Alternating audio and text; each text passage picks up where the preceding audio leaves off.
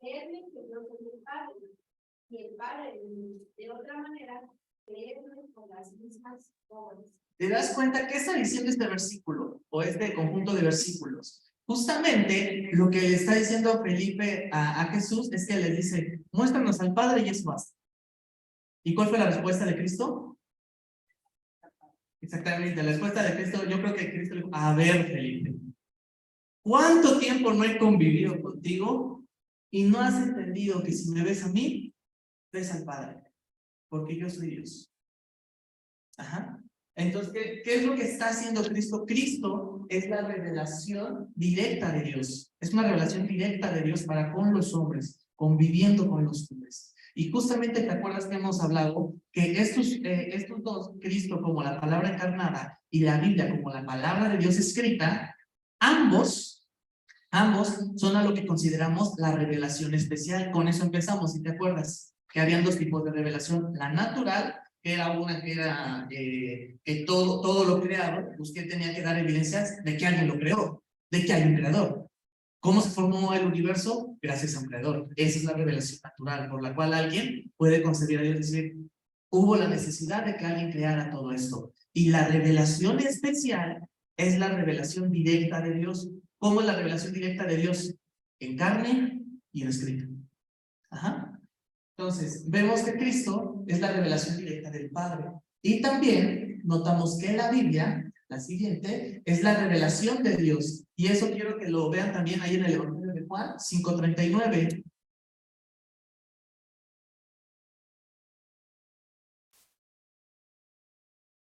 ¿Alguien la tiene o la leo yo? Ok. Escudriñad las escrituras, porque a vosotros os parece que en ellas tenéis la vida eterna, y ellas son las que dan testimonio de mí. ¿Te das cuenta? Aquí en este punto, obviamente, nosotros ya lo ejemplificamos con toda la Biblia.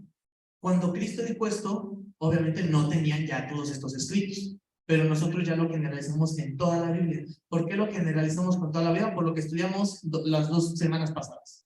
Por eso yo puedo decir que las escrituras, o la palabra de Dios, o la Biblia en su plenitud, es la palabra de Dios. Entonces ya podemos hacer esa generalización. Ajá. Entonces, fíjate lo que está diciendo, que en ellas tenéis vida eterna y ellas son las que dan testimonio de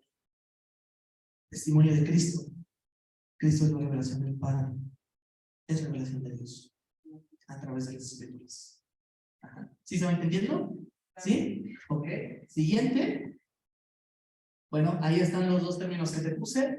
Ambos son revelación especial, lo cual también es un aspecto importante. Y algo bien importante, una vez la siguiente, Cristo nunca negó a las escrituras. O Cristo nunca dijo de, esto ya es innecesario. Nunca las negó. Y las escrituras se centran en Jesucristo. ¿Te das cuenta que ambos se atribuyen a ambos? Ejemplos. Cristo nunca negó las escrituras. Es más, ¿qué hizo Cristo con las escrituras? Una, las cumplió. Y dos, las utilizó. Cuando fue tentado en el desierto. Exactamente. Mateo 4, del versículo 1 al 10, es donde van a encontrar la llamada a la tentación de Jesús, ¿no? Cuando le dice el enemigo, ven y adórame, y vas a ver, y dile a estas piedras que se conviertan en pan, y luego Satanás le dice, no, aviéntate, y que en su palabra no dice que él mandará a sus ángeles, pues se dan cuenta, y justamente, ¿con qué respondió Cristo? Escrito está. Ocupó las escrituras, ocupó la palabra. Si te das cuenta, Cristo nunca negó las escrituras. Las vino a cumplir y también las vino a utilizar. Y nos enseñó a cómo. Y nos enseñó cómo. Porque justamente es interesante ver cómo el enemigo, transgiversando un versículo, le dijo, ¿qué no dice él que si tú te lanzas, él va a mandar a sus ángeles? O sea, una transgiversión de los escritos. Y Jesucristo que respondió, escrito está. No tentará. Y justamente, eso, ¿dónde podemos encontrarnos que escrito está? Tal parece que el libro favorito de Cristo era Deuteronomio. Porque en Deuteronomio fue el libro que más ocupó Cristo. Fue el libro de Deuteronomio. Y también podemos encontrar, el que sí quiero que leamos, 5:30, ok, 5:39 es el que ya leímos. El 46, bueno, ahí está. Porque si creyereis a Moisés, me creeréis a mí, porque de mí escribió él. Pero si no creéis a sus escritos, ¿cómo creeréis a mis palabras? Si te das cuenta, desde ese punto Cristo le está diciendo que Moisés, el primer autor del Pentateuco, el autor de la ley, escribió de él. Si le creen a Moisés, me creen a mí. Pero si no le creen a Moisés, entonces no me creen a mí. Ajá. Y también las escrituras se centran en Jesucristo. Las primeras, bueno, ahí están las de Juan 1, del 1 al 18, en las cuales son las de el verbo, la expresión que ahorita hablamos acerca del verbo, y también hablamos la de Génesis 3:15. ¿Cuál dice Génesis 3:15? Es prácticamente la necesidad que se plantea de un redentor. Porque es cuando dice que se herirá el calcañar, pero alguien más le herirá la cabeza. Ahí está Cristo profetizado. Ahí está Cristo mostrado, Cristo desde el Génesis, la necesidad de la humanidad por un redentor. Y realmente, el punto de que las escrituras se centran en Jesucristo, esos solamente son 2 versículos. Pero toda la Biblia se basa en Jesucristo. Hasta el Antiguo Testamento, hasta el Antiguo, aquí no dice que Moisés escribió de él, pero de la siguiente, chécate, ahí vamos a irnos como metralleta. El centro de la Biblia es Jesucristo y su obra. Vamos a empezar. El Antiguo Testamento evidencia una necesidad de un redentor. Y evidencia la necesidad evidenciar la necesidad de alguien que supla esa cuestión en la cual, o no que supla, que quite el pecado. Porque ¿qué era lo que hacía? Había sacrificios de animales, pero no los quitaban, los cubrían. ¿Y qué es lo que hace Cristo? Es el Cordero que quita el pecado. Entonces muestra una necesidad de un redentor. Y de hecho en muchos aspectos lo notamos, ¿no? También lo vemos profetizado como el rey, al rey David cuando le dice, cuando Dios le dice al rey David, tú quisiste levantarme una casa, pero ¿qué crees? Yo te voy a levantar una a ti. Y vendrá un rey del cual siempre será un reino eterno. Se estaba refiriendo a Cristo. Él me levantará un hogar. El hijo de David, el rey Salomón, levanta lo que es el templo, ¿no? El primer templo para el pueblo de Israel. Cumple la profecía, sí, pero el reinado eterno es el de Cristo. También lo notamos como la simiente de Abraham. También es la promesa desde ahí, cuando él dice aquí serán benditas todas las naciones de la tierra. Porque justamente a raíz de esa simiente de Abraham, de Jesucristo, descendiente de Abraham, ¿qué es lo que ocurre? Todas las naciones de la tierra pueden proceder a salvación, poniendo su fe en Jesucristo. Siguiente. Entonces, el Antiguo Testamento. Los 4 evangelios presentan el corazón. Ay, Dios. El evangelio, o los 4 evangelios, perdón, presentan el corazón del evangelio. Es decir, se centran porque son los que muestran o dan la evidencia de Cristo estando entre nosotros, habitando entre nosotros, y la salvación de Cristo o la obra de Jesucristo. Ajá. Entonces, los evangelios es lo que evidencian. Siguiente, los hechos registran la obra del evangelio. Ver cómo, inclusive, ¿no? Podemos ver cómo el sermón de Pedro llamó a millares de gente. Un sermón, millares de gente se convirtieron. Siguiente, las epístolas interpretan el significado del evangelio. Es decir, cuando los apóstoles desarrollan las enseñanzas de Cristo, las desarrollan y la envían a las iglesias o en dado caso a personas, ¿no? Como lo pueden ser las epístolas personales. Siguiente, y el Apocalipsis proyecta el triunfo del evangelio. Y esa separación de la siguiente es justamente de un teólogo llamado William Thomas Conner. La verdad, cuando yo lo vi y cuando yo lo leí, dije, wow, sí es cierto. Como en ningún libro no se escapa Cristo. Cosa diferente en los apócrifos. ¿Por qué no se muestra una revelación de Cristo? Por eso Y por eso que no. Siguiente. Siguiente. Ahí está. Cristo es el centro de la Biblia y Cristo también habló y predicó las Escrituras. Por ende, ambos son autoridad divina y tienen la misma como palabra de Dios, porque ambos son la palabra de Dios. Amén. ¿Aquí hay alguna duda? ¿Todo bien? Entonces, dale a la siguiente. Eso sí, los que están anotando, hasta en mayúsculas tienen que ponerle, la Biblia tiene autoridad y es la autoridad. ¿De qué manera la Biblia tiene que ser autoridad? Tiene que ser la autoridad no solamente autoridad aquí en la iglesia, tiene que ser la propia autoridad en tu vida, en mi vida, en nuestra vida. La Biblia tiene que ser la autoridad. La Biblia tiene que ser la que nos enseñe a cómo regirnos. Y hay algo que me gusta mucho cómo lo expresa, ¿no? La Biblia es nuestra regla de fe y conducta. Y eso es algo por lo cual nosotros tenemos que vivir. Ajá. Dale la siguiente. Te voy a dar unas cosquillas en el paladín. Sí, perdón, yo hice esa pregunta ya en IVAC y no me la respondieron. Entonces, si alguien la responde aquí, qué bueno, y si no me la responden, pues ya se irán con el mismo conflicto que yo. Sí. Sí, justamente esta fue una de las preguntas que le hice al director, al hermano Jim, y me dio risa porque él me dijo, muy buena pregunta, que es tan buena que no me atrevería a contestar. Me dijo, me atrevería a no contestártela ahorita porque me la voy a llevar a estudiar. Y sí, no me lo respondí. Pero quiero compartirla con ustedes. ¿En dos? Ok. Ya vimos la revelación entre Cristo y la Biblia. Ajá, ya la vimos. Ya vimos que ambos son la revelación especial de Dios. Nadie tiene duda con eso, ¿verdad? Bueno, que nadie tiene duda con eso. Y justamente, ya, bueno, se habló en Cristología que Cristo es 100% humano y 100% divino. Ajá. Es decir, no 50-50, porque entonces diríamos, es un semidios. No, no es un semidios. No es 100% divino y 0% humano, porque nunca fue humano. No, tampoco es 100% humano y 0% divino, porque entonces no es Dios. 100% Dios y 100% humano.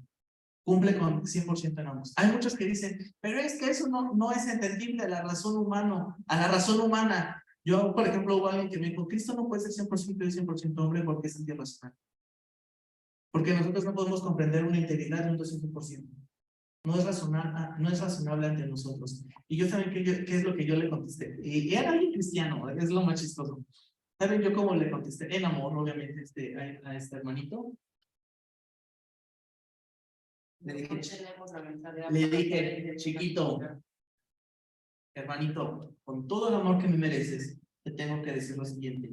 Estamos hablando de un ser eterno, inmenso, creador, cosas que nosotros jamás podemos hacer, es más, ni comprender. Porque quieres comprenderlo en su totalidad. No podemos encerrar a Dios en una burbuja y decir, es así. Lo mismo es con lo mismo de la Trinidad, ¿no? ¿Cómo Dios crece en uno y eso es un Dios? Es lo mismo. No es 100% entendible para nosotros, tal vez no es 100% racional para nosotros. Pero eso no quita de que sea una verdad bíblica, porque es lo que expone la Biblia. Y si lo expone la Biblia, es porque Dios lo inspiró, es porque Dios es lo que gusta revelarnos. Ajá. Entonces, ¿nadie tiene dudas de que Cristo es 100% humano, 100% divino? Perfecto, muy bien. Entonces, la pregunta es la siguiente. Ya vimos las relaciones entre Cristo y la Biblia. ¿La Biblia también cumple con ser una autoría 100% humana y 100% divina? ¿O 50 y 50? Está bien, a ver. No, era la pregunta. No, adelante.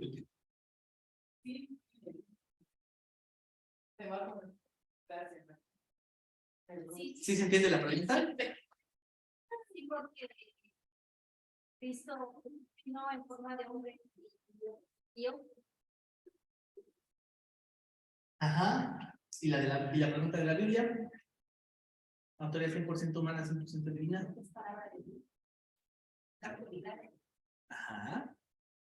La autoridad de Dios. Porque fue escrito en su que fueron inspirados. Realmente como que la respuesta que por ahí alguien daba decía, yo me inclino, dice como que suena que sí, yo me inclinaría que sí, pero tenemos que estudiarla más a profundidad. sea, decían, tenemos que estudiar más a profundidad, pero como que todo apunta a que sí, como que la respuesta es sí. Apunta a que la respuesta es sí. Entonces, ¿por qué? Porque justamente el proceso de inspiración, tampoco lo que se llegó a comentar es de que tampoco es como 100% entendible hacia nosotros. Porque, ¿cómo es eso de que Dios inspiró las palabras, hasta las palabras para la escritura, pero respetó las palabras del autor? Respetó cómo se quería expresar el autor. Entonces, es como algo que también decimos, eso está curioso, ¿no? Entonces, tal vez podría ser lo que recaiga ahí, pero debe ser una pregunta de la cual se debe de estudiar más. Digo eso. Exactamente. O sea, todo, aunque no hemos escrito con escritos reglas o humanos, pero Dios lo permite. Sigue siendo. Ajá, y es justamente en lo que nosotros tenemos que ver. Lo que Dios le plació revelarnos. Puede revelarnos más cosas, pero a él le plació revelarnos esto. Ajá. Siguiente. Pues ya también ya los dejo ahí como que pensando en eso, ¿eh? Ahí, se llevan con esa tarea. Y dale, no es el siguiente. Esa ya la respondieron. ¿Merma la autoridad de Dios el hecho que también haya habido autoridad humana? La respuesta es obvia. No, debido a el proceso de inspiración que creemos, verbal y plenaria. ¿Alguien se acuerda qué quiere decir de que la inspiración fuera verbal y plenaria? Plena. ¿Y qué quiere decir plena? Total. Total. Toda la Biblia es inspirada por Dios. ¿Y verbal? Hace 3 minutos lo dije cuando dije la pregunta de la Biblia de Dios. ¿Dónde? Se relaciona como al carro. Verbal, pero con la Biblia, ¿a qué le suena verbal? ¿Hablado? No. Verbal quiere decir que hasta las palabras utilizadas son inspiradas por Dios. Las propias palabras son inspiradas por Dios. Y plenaria, de que desde Génesis a Apocalipsis es inspiración divina.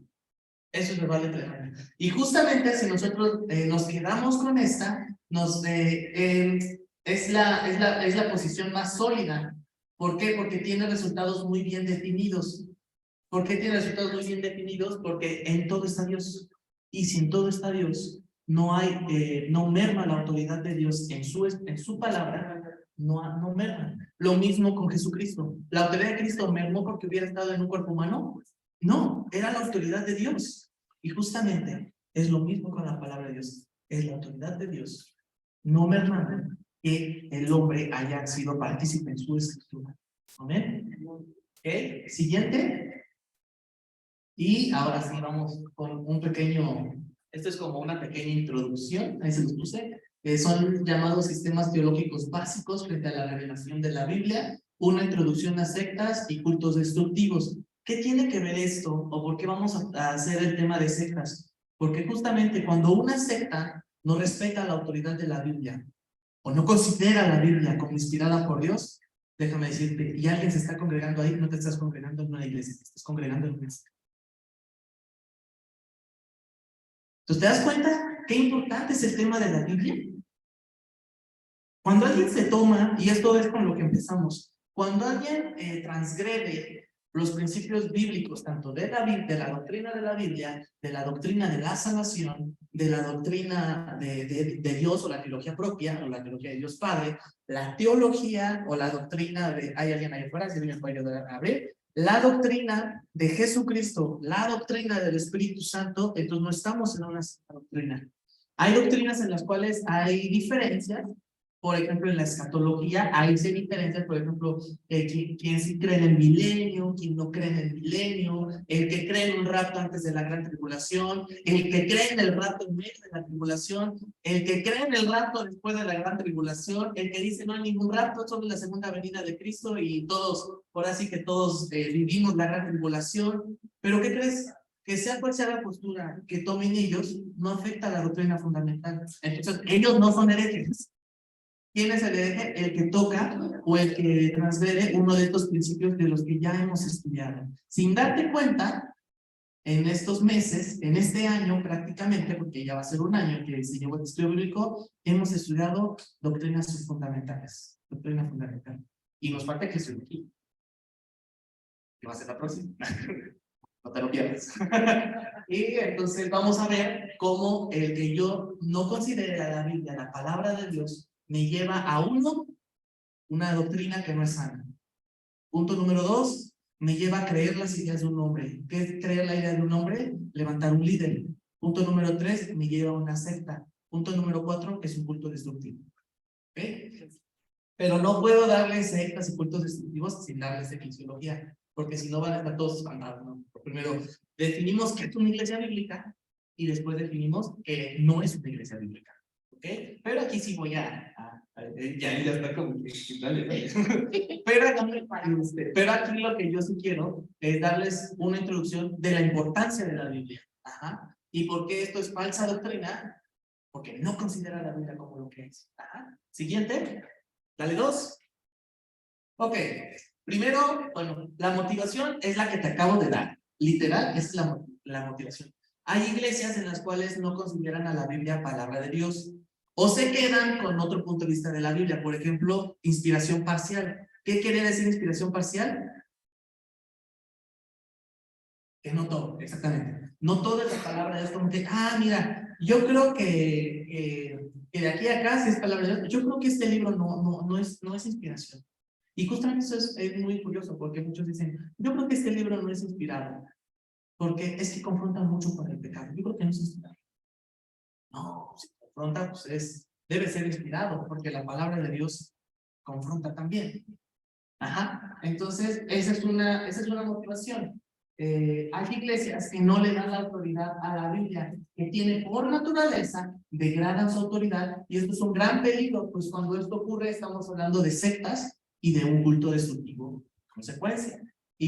Pero la pregunta puede decir que es una secta. Bueno, justamente aquí te doy la definición de secta. Una secta, vamos a hablarlo, no podemos definirlo iglesia, eso no es una iglesia, entonces por eso no le puse conjunto de personas, no le puse una iglesia, ¿ok? Esto que quede claro, las sectas no son iglesias. Es un conjunto de personas quienes sirven a un Dios, y ahí lo puse en minúsculas porque no es el Dios de la Biblia, no es Dios. Ajá. Sirven a un Dios no expresado en la Biblia, por eso puse la palabra Dios en minúsculas. Ni en Cristo. Su caracterización más usual, o con lo que tú te puedes dar cuenta de que estamos hablando de una secta, es que tienen un máximo líder que usurpa el lugar de Dios, o más fuentes de revelación escrita usurpando el lugar de la Biblia. ¿Te das cuenta? ¿Cómo usurpan en ambos? Están usurpando a Dios y a su revelación encarnada y a su revelación escrita. Ajá. Entonces, con esa definión queda. Hay definiciones más teológicas, pero quiero que te quedes con esta. Esto es una secta. En un lugar en donde el mandamás es el líder, eso es una secta. ¿Ok? En donde no se practica en donde no se predica la Biblia, es una secta. Ajá. En donde no se predica Cristo, es una secta. ¿Ok? Entonces vamos a darle a la siguiente. Y vamos a empezar con la teología católico-romana. ¿Qué podemos encontrar en esta teología? Según el Concilio de Trento, el cual ya lo hemos hablado, 1545, ¿qué ocurrió en ese concilio? Dijimos, ocurrió la añadidura de escritos apócrifos, ¿no? Era lo primero, lo cual, pero también tiene dos fuentes, o también en este concilio la Iglesia Católica considera a dos fuentes como revelación. Ajá. O sea, ¿cuáles son las dos fuentes de revelación de la Iglesia Católica? Tradición y Biblia. ¿Cuál es el problema de considerar la tradición como revelación divina? Entonces la Biblia es incompleta. Y ese es un error garrafal. Y de hecho la idea es de que ambas, o sea, la tradición interpreta la Biblia y la Biblia interpreta la tradición. Siguiente. Por definición de doctrina católica, la definición de la doctrina católica, aún por encima de sus fuentes de interpretación, son las enseñanzas del Papa. ¿Ah? ¿Qué quiere decir que las enseñanzas del Papa? Bueno, que aún todavía, ¿quién define la doctrina o quién define la trayectoria de la iglesia o qué es lo que va a creer la iglesia? Punto número 1, no es la Biblia. Punto número 2, no es la tradición. Punto número 3, es el Papa. Es un hombre.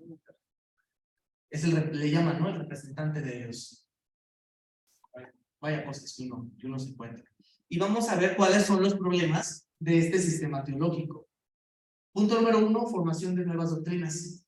¿Por qué es la formación de nuevas doctrinas? Porque como la Biblia es insuficiente, entonces el hombre crea más doctrinas. Que ayudan. ¿Qué genera de que no hay, de que haya más doctrinas? Entre ellas hay herejías.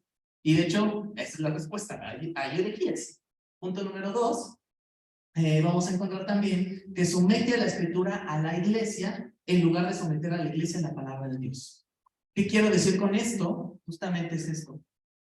Que el hombre, y de hecho muy interesante porque no solo la iglesia católica lo hace, somete la escritura a como a mí me conviene, cuando la Biblia debe de ser la que nos maneje a nosotros. No yo a la Biblia, convencerla de que diga lo que yo quiero. La Biblia a nosotros. Siguiente. La iglesia es el órgano por el cual la autoridad divina se manifiesta. Es decir, ¿quién tiene la autoridad? La iglesia. No la tiene la Biblia. Lo tiene la iglesia. Y siguiente punto. Y bueno, algunas herejías que han sido por medio de papas, para que te des una idea. La primera, una de ellas, o la más común, es el bautizo de infantes. También podemos encontrar el purgatorio. ¿Quién fue el papa que introdujo la idea del purgatorio? Gregorio Magno. Ahí te puse en algunos el papa, o a quien se le atribuye, o al papa que se le atribuye. También tenemos la adoración a María, Silvestre I, lo cual también fue una discusión en un concilio. Y ahí la iglesia, lo que puede hacer la iglesia con sana doctrina, se negó y dijeron no, porque Jesucristo nunca le hizo una adoración a María. ¿Por qué debemos de adorarla? Pero bueno, ahí la iglesia católica con Silvestre I dijo sí, vamos a darle adoración a María. También encontramos las indulgencias, que eso lo pueden encontrar en la Reforma Protestante, y matar en el nombre de Dios. Ese podemos ver al Papa León X. También la instalación de un papa, también es una herejía, porque realmente la instalación de un papa genera de la malinterpretación, de un versículo. Y justamente, muy interesante de ver, es que según la Iglesia Católica, ¿quién es el primer papa? ¿O quién fue el primer papa? Pedro. Y de hecho hasta el nombre papa proviene de las siglas de Pedro no sé qué. Y no es importante para el estudio de saber qué quiere decir Pedro, ¿no? Pedro, pero ¿qué quiere decir papa? Y justamente, fíjate, viene del Primera de Pedro 5, 1 al 4. Déjate lo leo. Ruego a los ancianos que están entre vosotros, yo anciano también con ellos, y testigo de los padecimientos de Cristo, que estoy también participante de la gloria que será revelada. Apacentar la grey de Dios que está entre vosotros, cuidando de ella, no por fuerza, sino voluntariamente, no por ganancia deshonesta, sino con ánimo pronto, no como teniendo señorío sobre los que están a vuestro cuidado. Si te das cuenta, Pedro mismo está negando la idea de un papa. Y de hecho, Pedro mismo dice, ruego a los ancianos que están entre vosotros. ¿Qué dice? ¿Yo anciano de ustedes? ¿Yo pastor de ustedes? Yo anciano también. Es decir, Pedro, ni siquiera el mismo apóstol Pedro, que ellos consideran el primer papa, no se puso encima de ellos. ¿Te das cuenta? No está exigiendo eso. Y fíjate, versículo 4, y cuando aparezca el príncipe de los pastores, vosotros recibiréis la corona incorruptible de gloria. Este es el versículo que se malinterpretó. Porque ¿quién es el príncipe de los pastores? Sin miedo, ya lo dijeron, Cristo. La interpretación que le dieron aquí es justamente, ya ves, se necesita un príncipe de pastores. Necesitamos levantar a alguien que dirija las demás iglesias. En esencia, ¿qué es? Levantemos un papa. Levantemos un líder. Surge de una mala interpretación del versículo. ¿Te das cuenta? Es una falsa iglesia. Inclusive podemos ver que hay un supremo líder que es el Papa. La revelación no es solamente, no es la escritura solamente. Pues ¿de qué estamos hablando? Puede ser considerada o catalogada también como una secta. Ajá. Muy grande, pero en esencia también puede ser considerada una secta.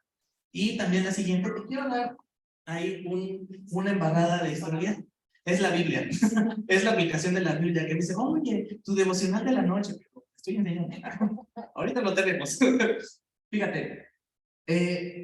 Para que veas gran problemática de que haya un papa o gran problemática de ir en contra de la escritura, porque hay algo a lo cual se le llama oscurantismo dentro de la historia de la Iglesia Católica. ¿Alguien ha escuchado el término de oscurantismo?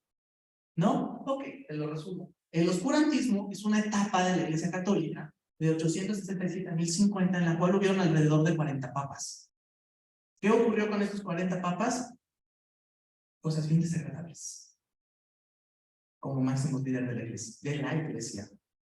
¿Qué puedes encontrar en esta etapa del oscurantismo? Punto número 1. ¿No se espantan por lo que les comenté? Punto número 1. Habían orgías homosexuales en lo que consideraban la iglesia.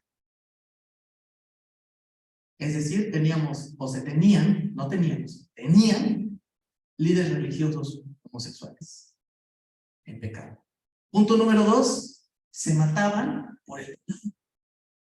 Se anhelaba el poder y ¿qué hacían? Mátenlo. Y se mataban entre ellos por el papado.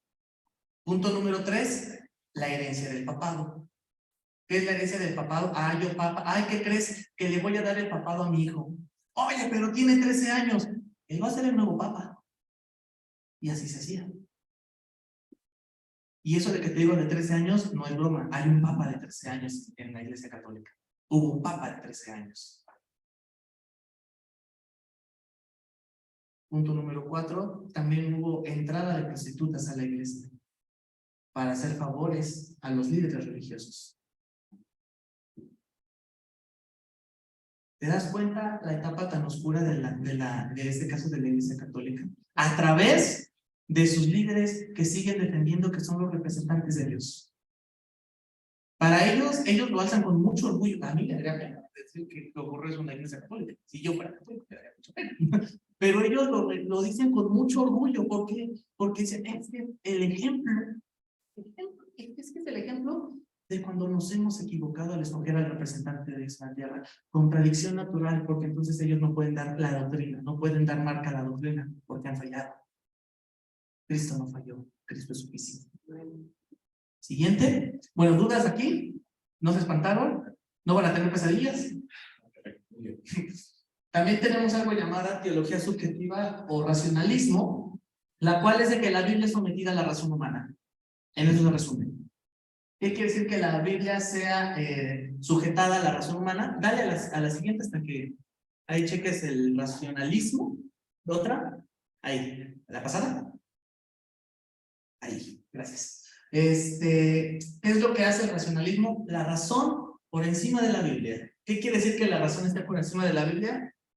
Puedo creer lo que para mí sea revelación. Puedo negar lo que para mí no es revelación. Y punto número 3, puedo tomar lo que a mí me conviene. ¿Cuál es el problema de creer en una teología racionalista? ¿Cuál es el problema de una teología subjetiva? Punto número 1, o la mayoría niega una revelación sobrenatural. ¿Por qué niegan la revelación sobrenatural? Porque no es razonable. No creen en los milagros escritos en la palabra. Ajá, ese es uno. Y punto número 2, enseña, o el problema de esta teología es que enseña el principio de evolución religiosa.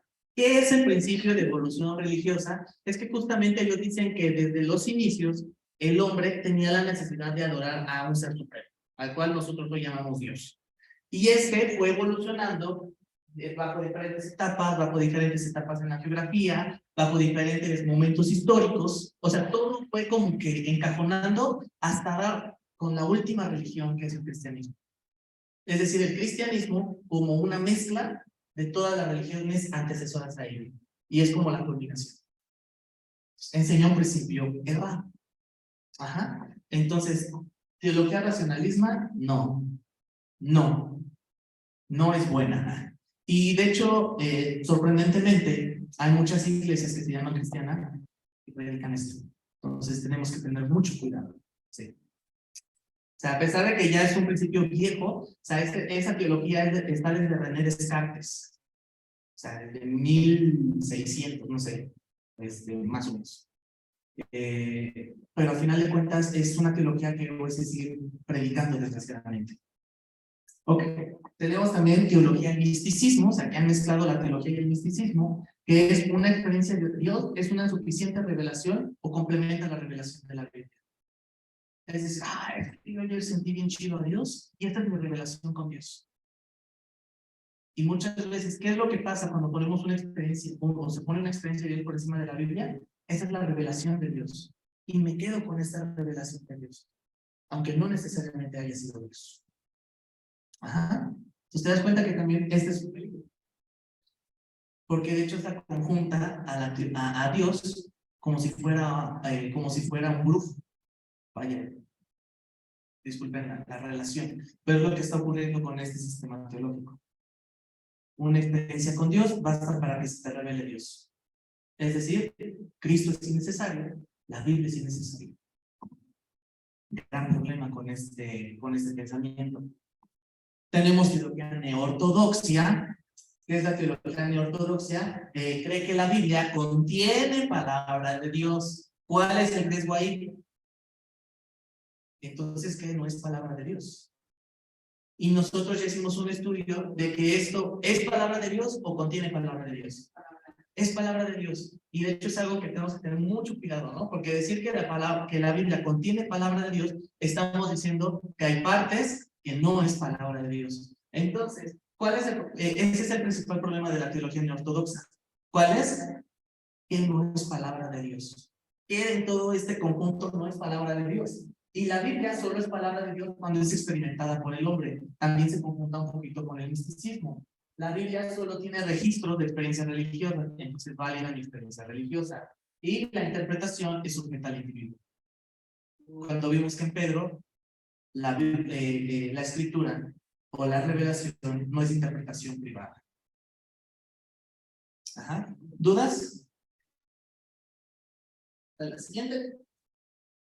Ok, vamos con un horario llamado teología sectista, que también esto, bueno, primero tenemos mucho cuidado, aunque se hacen llamar iglesia cristiana, la iglesia adventista no es iglesia, también es una secta. ¿Por qué es una secta la llamada, de hecho se llama como, somos la iglesia denominación, así como nosotros decimos denominación bautista, ellos dicen, nosotros somos iglesia, pero denominación adventista. No hagas caso, ¿no es cierto? No son iglesias. ¿Por qué? Porque justamente tienen escritos de un máximo líder, la profeta Elena G. White, o Ellen G. White. Bueno, ahí les puse la foto, hasta arriba. Ella es llamada una profeta de Dios, la cual, ¿qué es lo que hizo? Hizo un montón de escritos, y la iglesia adventista cree que esos escritos son inspiración divina. Entonces, esos escritos complementan a la Biblia. Es decir, la revelación de la Biblia no está completa. Necesitamos más, y ese es el problema, que muchas veces como humanos necesitamos más. No, con esto, confórmate con esto. Esto es lo que Dios le plació revelarnos. Se acabó, es cerrado. Y ellos consideran que los escritos de Elena de White son inspirados por Dios. ¿Cuál es el problema? Y realmente un principal problema en esto es que hay un escrito de ella, ahorita la verdad no lo recuerdo cuál es, pero hay un escrito de ella en el cual hasta la misma Biblia contradice lo que ella está diciendo, mostrando que su escrito está mal. Hasta históricamente, tanto doctrinalmente. Ajá. O sea, tiene enseñanzas falsas en sus escritos. De hecho, hasta sus escritos dan evidencia de que no leía la Biblia. Es algo muy interesante. Sí, es en serio. Es en serio. Sus escritos dan evidencia de que no leía la Biblia. ¿Por qué? Porque tiene errores históricos que la Biblia sí maneja y ella los confunde. No puede ser inspiración divina si no hay corajes. Corajes naturales. También tenemos el llamado branhamismo. Esto es algo esto fue un movimiento de mucha enajenación en la iglesia cristiana, porque se levantó un máximo líder en la iglesia cristiana, mucho ojo. Branhamismo viene del nombre de su máximo líder, William Barlow Branham, quien se autoproclamó como uno de los ángeles. Él no se proclamó como de, yo soy el profeta de Dios. No, él dijo, yo soy un ángel del Apocalipsis. Soy el séptimo ángel del Apocalipsis. Es en serio. Él se creyó que era el séptimo ángel del Apocalipsis. Y no les espante que hoy en día ya hay dos locos diciendo somos los dos testigos. No les espante. Ya supuestamente ya están los dos testigos. No les hagas caso. ¿Qué ocurre con este personaje que se autoproclamó uno de los ángeles del Apocalipsis? Bueno, algo así como para él es un naciente de la iglesia pentecostal, es decir, él creyó en la iglesia pentecostal, se superdesvió. Él se creyó uno de los ángeles del Apocalipsis, entonces todos sus escritos también eran inspirados por Dios, supuestamente. Pero él también se nota de que es un falso profeta. ¿Por qué? Porque él supuestamente profetizó que él iba a ver la venida de Cristo en vida. Ya murió. Ya murió. Y de hecho estuvo, es fea la enajenación que se llevó todo su séquito, por mencionarlo de una manera. ¿Saben por qué? Porque cuando falleció, ellos creyeron que se iba a levantar de entre los muertos.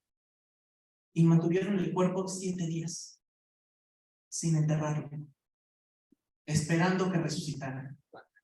Y de hecho, al punto, esa foto que te puse ahí en color, ¿ves que tiene como una luz ahí? Esta fue la muestra. Sí.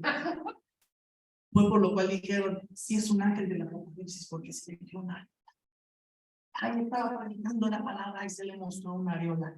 Cuando realmente se han hecho estudios y es un error de fotografía. Estamos hablando de una foto de los 90. No es cierto, de los 90, no, creo que de los 70, 60. Sí, podríamos mencionarlo así. Tenemos algo también, los mormones, que también creen en una revelación complementaria con los escritos del supuesto ángel Moroni, ¿no? Que revelaba a Joseph Smith o a José Smith, ¿no? ¿Cuál es el problema con esto? Y esos que son como dioses en progreso, etcétera, ¿no? Pero aquí que mencionan al libro de Mormón como una revelación complementaria a la Biblia, lo cual también es un error doctrinal muy fuerte. Y en esencia, hermano, cualquiera que diga traigo nueva revelación, no le crees. No trae ni revelación ni trae nueva, porque todo lo que hemos estudiado es la misma carta, pero replicada, ¿no? Entonces, cualquiera que te diga nueva revelación ya es una secta. Porque ya ahora, es que habló el profeta, dijo que trae nueva revelación. ¿Y qué ocurre? Ya no es la adoración a Dios, ahora es la adoración a un profeta. Supuesto profeta. Siguiente. Tenemos teologías también neopentecostales, llamadas neopentecostales o las de la prosperidad, para que así como que quede más claro, son las de la prosperidad. ¿Cuál es su problemática? El enfoque que tienen de la Biblia. Es un libro escrito en código, o sea, no es claro, no lo podemos entender, entonces tenemos que descifrarlo. Tenemos que descodificarlo, esa es la palabra que ocupan. Tenemos que descodificar a la Biblia para encontrar los secretos que en ella hay. No, nosotros hemos visto que es suficiente el Espíritu Santo para entender las Escrituras. Un libro, o ven a la Biblia como un libro únicamente de promesas. Obviamente promesas materiales. Es un libro en el cual se predica la confesión positiva. Libro de los secretos del universo y cómo estos conspiran o podemos hacerlos conspirar con nuestro amor. Y la autoridad de la Biblia se resume a tener autoridad sobre lo material. Es decir, yo con la Biblia digo, no soy pobre, no soy pobre, no soy pobre, ¿y qué creen? No me hago pobre. Esa es la posición de la Biblia en estas posiciones. Y bueno, hay pues algunos medios conocidones, a los Maldonado, Cash Luna, un movimiento muy famoso llamado G12, también ese ya llegó a México, no le crean, falsa iglesia.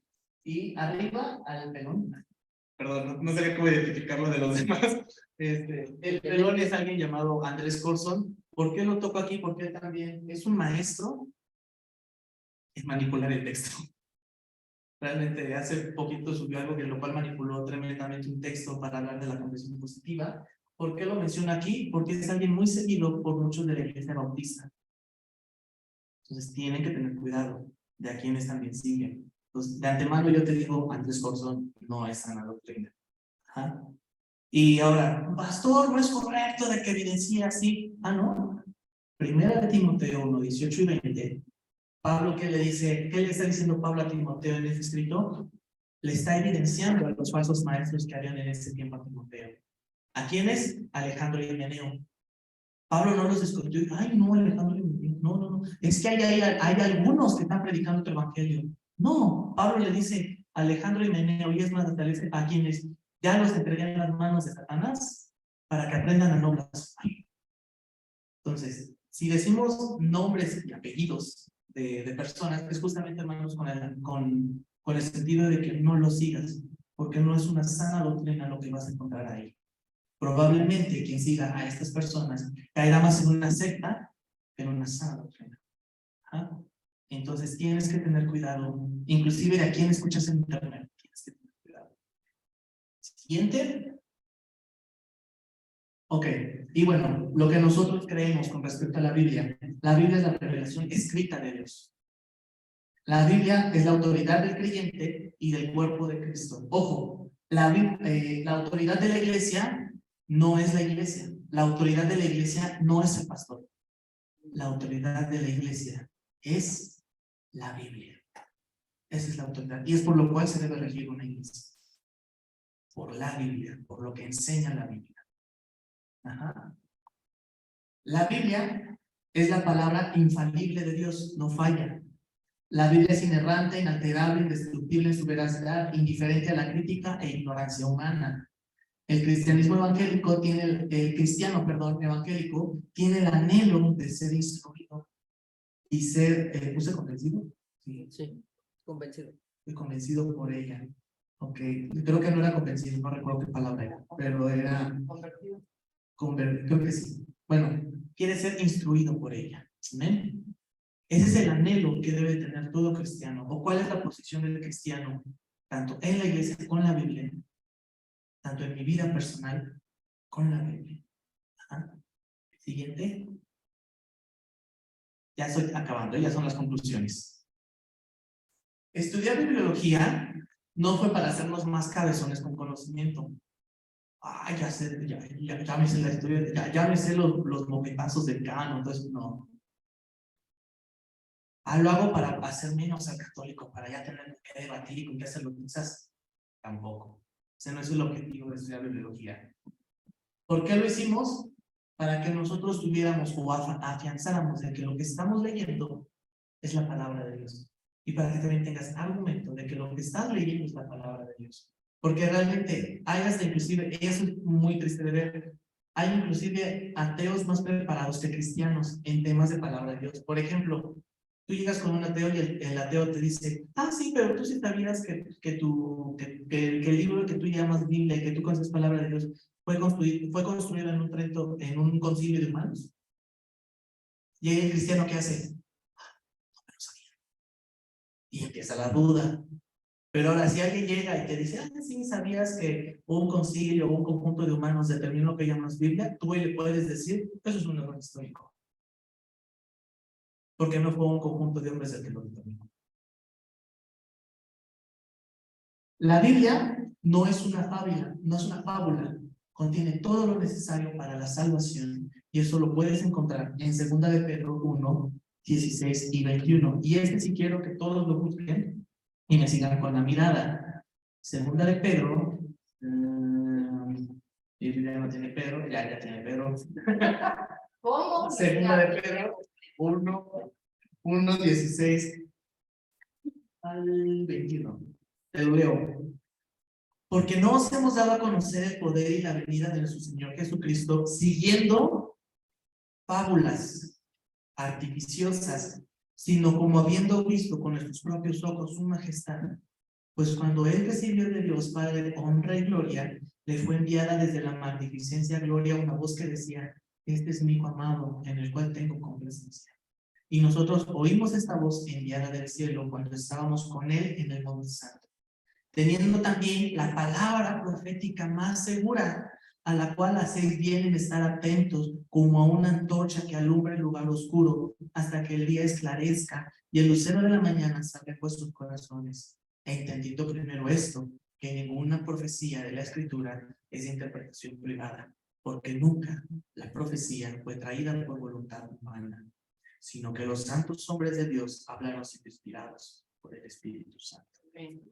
Hermanos, no es una fábula. No estamos hablando una fábula. No se está defendiendo una fábula. Se está defendiendo el mensaje de Dios para con toda la humanidad. La autoridad de la Biblia es absoluta en el creyente e iglesia, no es relativa. La autoridad no es el pastor y no es la misma iglesia, es la Biblia. ¿Por qué menciono esto? Porque hay iglesias en las cuales dice, ¿quién es tu autoridad? El pastor. Y ese es un error. Porque entonces si el pastor el día de mañana empieza a definir una doctrina antibíblica, como él es la autoridad, Así. y así. O la iglesia, ¿saben qué? Ya no vamos a predicar la Biblia, vamos a predicar ahora este libro. Es que a mí me gustó este libro. La autoridad de doctrina no lo tiene la iglesia, no lo tiene el hombre. O un hombre, lo tiene la misma palabra de Dios. Si decimos que la autoridad la tiene, la autoridad de definir doctrina, entonces la tiene la misma iglesia o un hombre, estamos cayendo en sectas o en errores históricos. Ajá. Predicar la Biblia, no otra cosa, solo la Biblia. Fidelidad a la Biblia, y este es el encargo que le hizo Pablo a Timoteo en, bueno, la segunda epístola a Timoteo 4, del 1 al 5, y también de la quiero leer. No, ahorita no la necesito.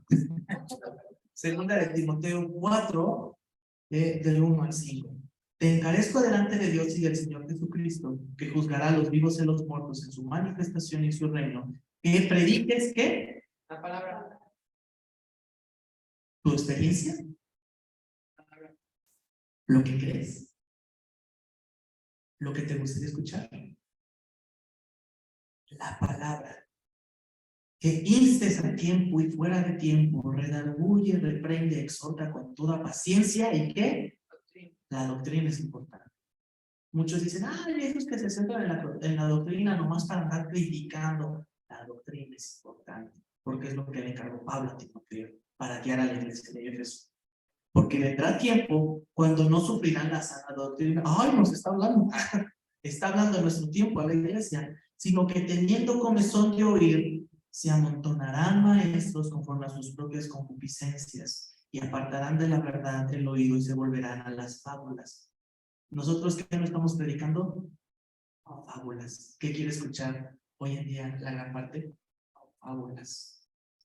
Pero tú, se sobre en todo, soporta las aflicciones, asóbrate evangelista, cumple tu ministerio. La iglesia, hermanos, debe predicar la palabra. Siguiente. Ok. No hay que perder más el tiempo, hermanos. Leamos nuestras Biblias. Dios es un Dios que quiere que le conozcas. Por eso se ha revelado a través de profetas y ahora por Jesucristo. Hebreos 1, primeros 4 versículos. A quien podemos encontrar en las Sagradas Escrituras. ¿Ya te acabas de darse cuenta? Toda la Biblia, ¿de quién habla? ¿Quién es el protagonista de toda la Biblia? Jesucristo. ¿Y quién es Jesucristo? La revelación del Padre. Es indispensable que día a día, si queremos conocer a Dios, día a día, nos acerquemos a las Escrituras. Muchos libros pueden informarte, pero solo la Biblia puede transformarte. La siguiente, y bueno, con esto ya concluimos. Nada más ahí te dejo la bibliografía, solo una pequeña parte, o sea, solo la bibliografía de la doctrina de la Biblia. ¿La pasada? En la bibliografía puedes encontrar el libro Doctrina Cristiana de William Conner, William Evans, Las Grandes Doctrinas de la Biblia, y bueno, también le damos sus créditos a las notas de estudio de bibliología del Ministerio IBAC, y bueno, las notas de estudio, Dios, la creación y la revelación del seminario Lacy. Pero para investigación, no hay más. O sea, esto es nada más la doctrina, nada más es el referente de teología que nada más quiero que tengas claro. Si quieres profundizar más en ello, puedes consultar alguno de estos textos. También consultamos inclusive la historia del Vaticano, nos fuimos también a la Biblia católica, o sea, fuimos más, pero eso fue más de consulta, y esto fue más para constructivistas del curso. ¿Ven? Entonces, ¿esto fue de edificación a tu vida? Es una pequeña, gran pregunta. Bueno, pues, ¿qué les parece si terminamos dando gracias a Dios por este tiempo? Y espero, hermanos, que el hecho de que hayamos estudiado este curso nos cambie en el sentido en el cual que no perdamos más tiempo y acudamos a leer nuestras Biblias. Padre bendito, gracias te damos por este tiempo en el cual tú eres glorificado, Señor, en tu santo, santo, santo nombre. Mi Dios, en este tiempo te queremos dar gracias por este estudio que concluimos. Mi Dios, hemos aprendido tanto, Señor, pero no solamente, Señor, sino el conocimiento histórico, Señor, sino la convicción de cada día, Señor, acercarnos hacia tu palabra, que tú has querido revelarnos, mi Dios. Gracias, Padre Celestial, por esta revelación, Señor, y síguenos dando esa convicción, Señor, de que no hay palabra profética más segura que tu escritura, mi Dios. No hay palabra profética más segura, Señor, porque es inerrante. Te damos gracias, Padre Celestial, porque siendo un Dios, siendo tu Dios y siendo tú ese máximo Dios, Señor, que eres por sobre todas las cosas, Señor, y te quisiste revelar a nosotros. Siendo indignos, Padre Celestial, porque tú eres santo y nosotros somos pecadores. Pero tú viendo eso, Señor, te acercaste a nosotros. Es triste ver cómo habemos cristianos, Señor. No nos acercamos a tu palabra. Te pido, Señor, que eso sea algo fuera, Señor, dentro de nuestra iglesia, Señor. Que día a día podamos acercarnos a tu escritura. Que día a día podamos leer tu palabra para permanecer en Cristo. Gracias, Padre, por tu revelación. Gracias, mi Dios, porque siendo un Dios te has gozado en que te has revelado a nosotros, mi Dios. Danos iluminación, Padre Celestial, para poder entender lo que tú dices en tu palabra, Señor, y lo que tú nos estás diciendo diariamente. Te alabamos y te bendecimos, Señor, y seguimos poniendo en tus manos estos estudios de los miércoles. En el nombre de tu hermano Jesucristo. Amén. Amén. Bien. Detenemos la grabación y ahora sí. Entonces, ¿sí les fue de ayuda? Sí.